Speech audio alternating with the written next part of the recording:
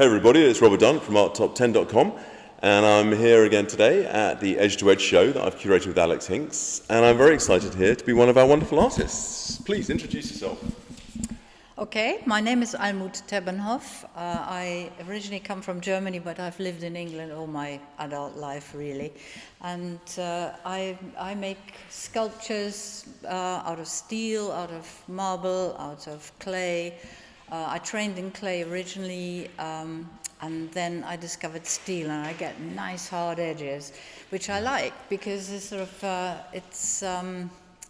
they give a brilliant support structure. And you can go very expansive, very large, which you couldn't do with clay because clay obviously needs to be fired in a kiln, and kilns are a certain size. With steel, you can just go 10 meters if you like. Well, it's lovely, yeah, because obviously our show is Edge to Edge, and we're sort of looking at that contemporary play on hard edges. So just tell us a little bit about this piece. What inspired you for it? I was making boxes, and I still do, and I always will probably make boxes. They're containers that contain nothing. And I think it's, in some ways, it's also a play on eternity, you know, on life and death, what's going to be left of me when I move on, you know, not a lot. And so it's like coming to terms with finite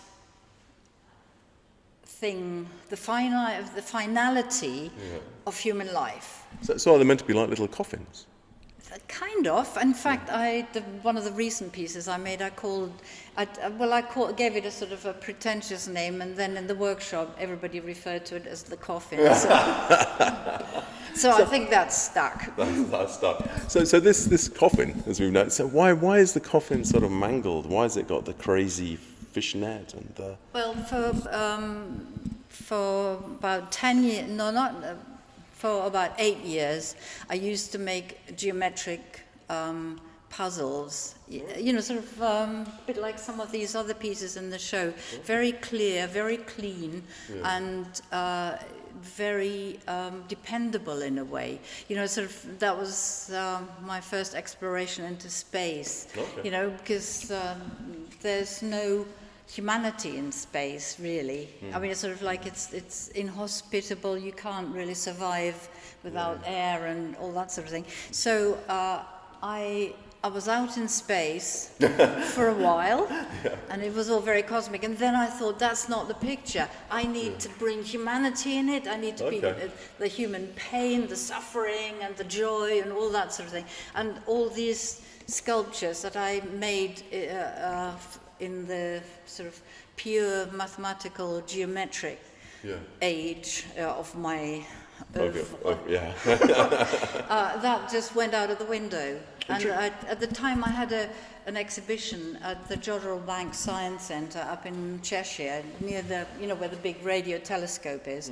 And I'd been given that show, and they thought, oh, nice big sort of geometry and stuff like that. And then I arrived with all this crumpled metal. Were they horrified? Well, they just said, okay, so tell us about this. But I think they were quite amazed. Quite amazed. Oh, well, that's good. So, I mean, the story continues, and you just sort of carry on with little new discoveries. And with this piece, I've hung something else into it, and it started off being called a bird box before you called it a coffin, and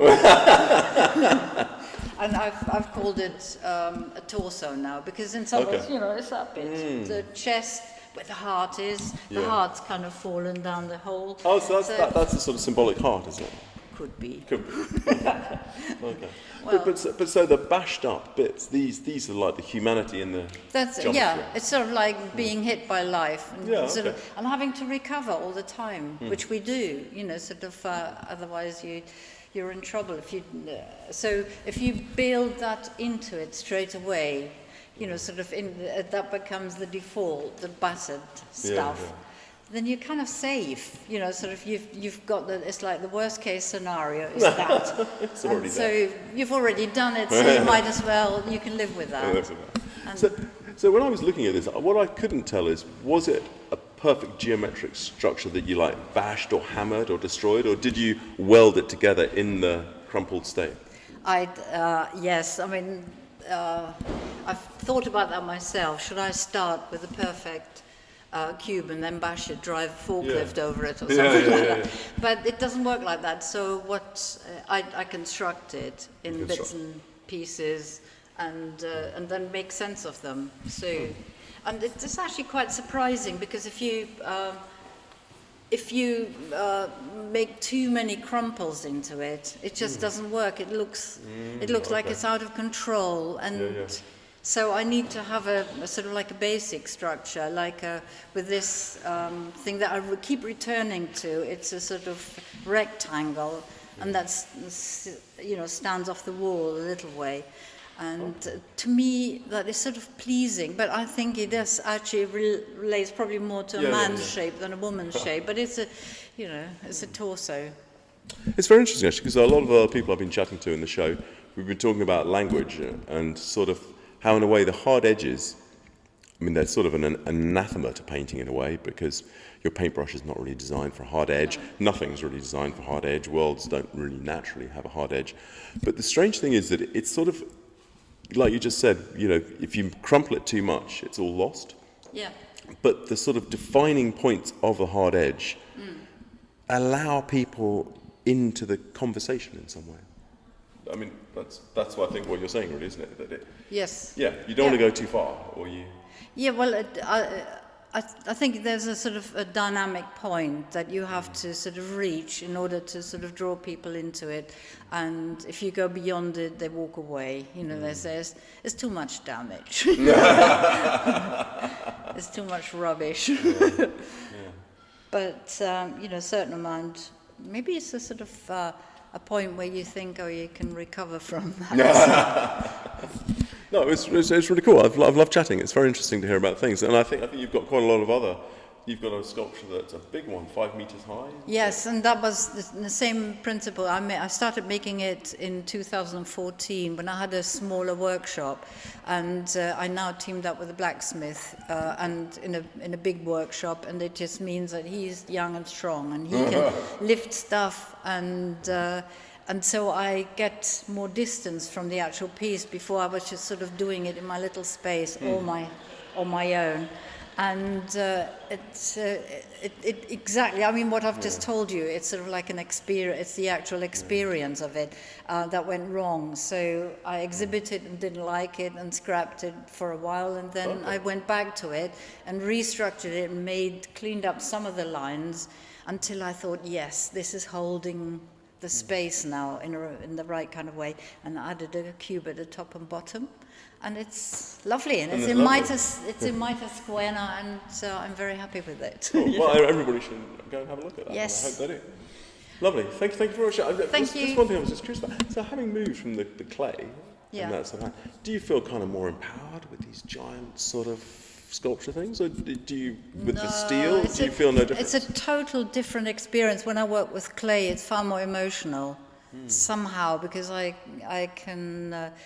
really get into the softness of the clay. It's sort of almost like touching a human body or whatever. Okay. It's malleable. With steel, it is it's a different. It's a more cerebral thing. You know, really? I need to think more about it rather than feel my way into the stuff, because it doesn't respond in the same kind of way. So it's you know, I can force it and mend it and torture it. With clay, it fights back and falls to pieces. It just collapses, and so you have to treat it almost like a human being with more respect, which I don't have for this. That's brilliant. That's fascinating. Thank you so much for chatting. It was lovely. Thanks, Rob.